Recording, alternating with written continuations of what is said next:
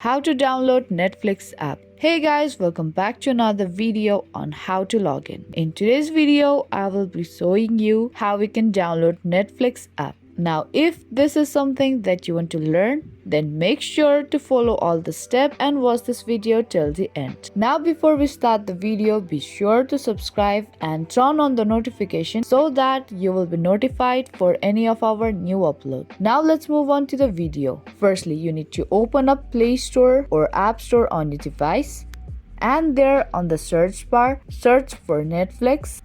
And in order to download and install the Netflix app on your device, you just need to tap on install button, and once you tap on it, download will be started. Now here installation has been started. Your app has been downloaded and installed on your device. And here you will be able to see Netflix app on your device.